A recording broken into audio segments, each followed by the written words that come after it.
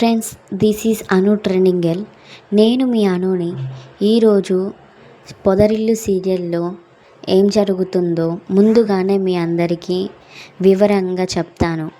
ముందుగా మన ఛానల్ని కొత్తగా చూస్తూ ఉంటే సబ్స్క్రైబ్ చేసుకోండి. పక్కనే ఉన్న బెల్ ఐకాన్ని క్లిక్ చేసుకోండి. మరిన్ని వీడియోస్ కోసం సబ్స్క్రైబ్ చేసుకోండి. ఎక్కడా స్కిప్ చేయొద్దు. స్టార్ మాలో వస్తున్న మన పొదరిల్లు సీరియల్ ఈరోజు ఎపిసోడ్లో నిజంగా చాలా ఇంట్రెస్ట్గా, అలాగే ఊహించని మలుపుతో సాగుతుంది. అసలు శైలి ఊహించని మలుపుతో సాగుతుంది. ప్రెగ్నెన్సీ ఎంతో పెద్ద డ్రామానో మనందరికీ తెలిసిందే. కానీ ఈరోజు ఎపిసోడ్లో ఆ నిజం బయటపడుతోంది. కథ పూర్తిగా మారిపోతుంది. మరోవైపు నారాయణ ప్రాణాలు తీయాలని చూసిన దుర్గాప్రసాద్, మన మాధవ్ వాళ్ళ తమ్ముళ్ళు ఎలా అడ్డుకుంటారు, కేశవ పైన పడిన నింద ఎలా తొలగుతుంది, ఇవన్నీ ఈరోజు ఎపిసోడ్లో చాలా హైలైట్గా నిలిచాయి. సో ఈరోజు ఎపిసోడ్ అస్సలు ఏం జరిగిందో అన్నీ ఇక్కడ క్లియర్గా చూద్దాం. వీడియోని ఎక్కడా స్కిప్ చేయకుండా లాస్ట్ వరకు చూడండి. అలాగే మన ఛానల్ని సబ్స్క్రైబ్ చేయడం అస్సలు మర్చిపోవద్దు.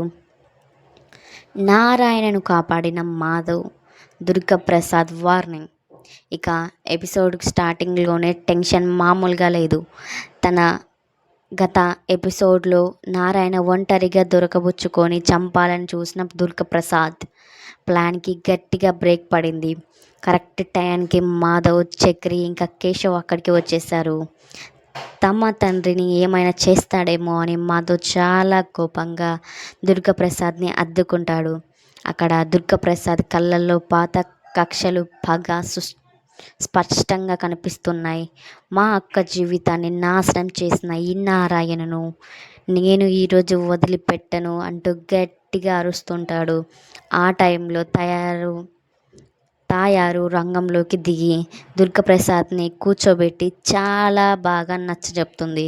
చూడండి దుర్గాప్రసాద్, ఎప్పుడో జరిగిన దానికి ఇప్పుడు ఇలా రక్తపాతం పంచుకొని పుట్టిన వాళ్ళ మీద కక్ష కట్టడం కరెక్ట్ కాదు. మీ అక్క కడుపున పుట్టిన పిల్లలు నీ ముందే ఉన్నారు కదా, వాళ్ళని ప్రేమగా చూసుకోవాల్సింది పోయి ఇలా శత్రువులా చూస్తున్నావు ఎలా అని నిలదీస్తుంది. చుట్టూ ఉన్న ఊరి జనం కూడా అదే మాట అంటారు. జరిగిన గొడవలు చాలు, ఇప్పుడైనా పగలు వదిలేసి పిల్లలకి అండంగా ఉండండి అని సలహా ఇస్తారు. కానీ దుర్గాప్రసాద్ మాత్రం ఎవ్వరి మాట వినడు. వీళ్ళు నా వాళ్ళ కావచ్చు, కానీ మా అక్క చావుకి కారణమైన నారాయణ మాత్రం నేను ఎప్పటికీ క్షమించను. సరైన టైంలో నా పగ తీర్చుకుంటాను అని పెద్ద వార్నింగ్ ఇచ్చి అక్కడి నుంచి వెళ్ళిపోతాడు.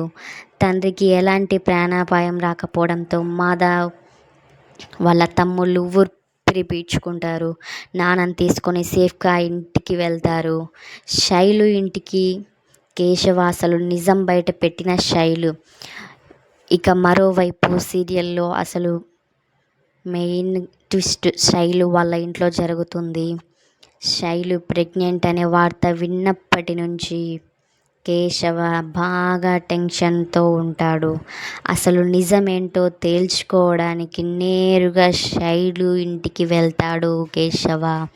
అక్కడ శైలు వాళ్ళ నాన్న శివశంకర్ బాగా కోపంతో ఉంటారు. కేశవను చూడగానే ఆయన ఇంకా ఆవేశంతో వస్తుంది.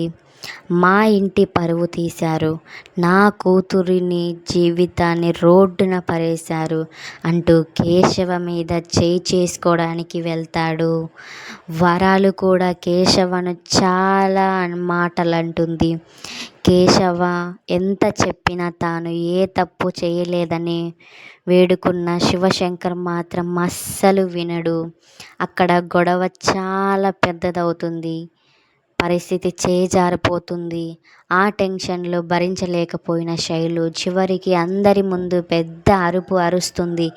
నానా ఆపండి, కేశవాది ఏ తప్పు లేదు, అసలు నేనే ప్రెగ్నెంట్నే కాదు అని అందరి ముందు షాకింగ్ నిజం చెప్తుంది.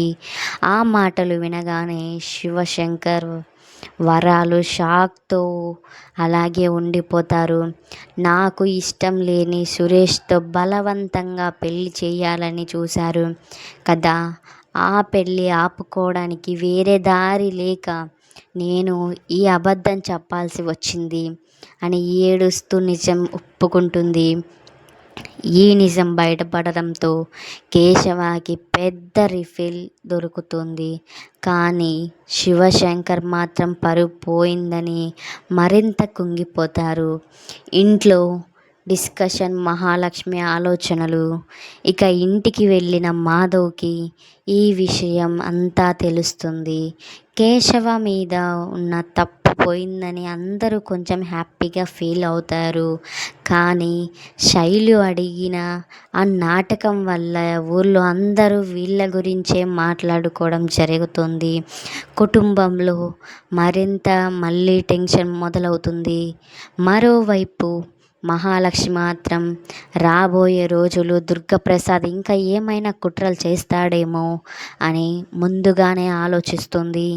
మన అందరం కలిసే ఉండాలి, అప్పుడే ఎలాంటి ప్రాబ్లం రాదు, వచ్చినా ఈజీగా ఫేస్ చేయొచ్చు అని అందరికీ ధైర్యం చెబుతుంది. అటు శైలు కేశవాల విషయం ఇంట్లో పెద్దవాళ్ళ మధ్య పెద్ద చర్చలు మారుతుంది. నారాయణ మనసుల్లో కూడా పాత విషయాలు గుర్తుకు వచ్చి చాలా బాధపడుతూ ఉంటాడు. ముగింపు ఎపిసోడ్ హైలైట్స్ చూశారుగా ఫ్రెండ్స్. ఈరోజు ఎపిసోడ్ ఎంత ఇంట్రెస్ట్గా సాగుతుంది. మరోవైపు శైలు ఎంతో సంతోషంగా కేశవను ఆట పట్టిస్తూ ఉంటుంది. ఎలా అంటే కేశవ ఇంటికి వచ్చే ముందే నువ్వు నాన్నవు కాబోతున్నావు కేశవ అని ఒక మాట పట్టిస్తుంది. అప్పుడు వెనకాలనే చక్రి కూడా ఫాలో అయి వస్తూ ఉంటాడు. కేశవ ఏంటి ఇక్కడ ఆగి ఉన్నాడని చక్రి ఆలోచిస్తూ ఉంటాడు. మరోవైపు శైలు ఎంతో హ్యాపీగా ఉన్నట్టు నటిస్తూ కేశవను మాట్లాడుతుంది ఫోను. అలాగే కేశవ సడన్గా ఇంటికి వస్తాడు. ఇంటికి వచ్చినాక వాళ్ళ అన్నయ్య ఉండి, నువ్వేంట్రా నా ఇంటికి వచ్చావు, నీకెంత ధైర్యం రా అని కోపంగా అరుస్తూ ఉంటాడు.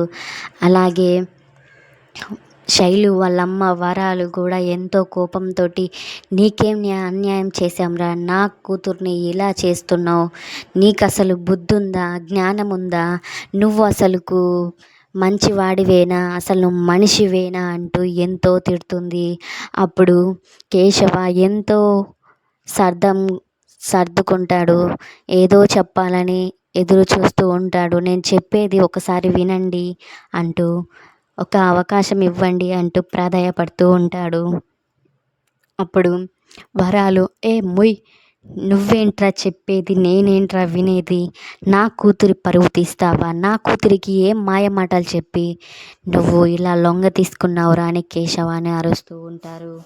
అప్పుడు కేశవ ఏం చెప్పాలో అర్థం కాకుండా నేనేం తప్పు చేయలేదని ఎంతో ప్రాధేయపడుతూ ఉంటాడు. అప్పుడు శైలు, అమ్మ ఒకసారి వింటారా, నేను చెప్పేది వింటారా, అసలు కేశవాణి ఏమనొద్దు, కేశవాణి అనే రైట్స్ మీకు లేవు, కేశవాణి పెళ్ళి చేసుకుంటాను నేను, కేశవాణి నా సర్వస్వం, కేశవాణి నా ప్రాణం అంటూ మాట్లాడుతుంది శైలు. అప్పుడు వరాలు కోపంగా, నీకేం తెలిసే, నీ పరువు కాదే పోయింది, నా పరువు, నా ఇంటి పరువు, మీ నాన్న పరువు పోయింది, మీ అన్నయ్య తల ఎత్తుకొని తిరుగుతాడు, నువ్వు ఇంత పెద్ద తప్పు చేసావు, నువ్వు మనిషివేనా అని తిడుతుంది శైలుని.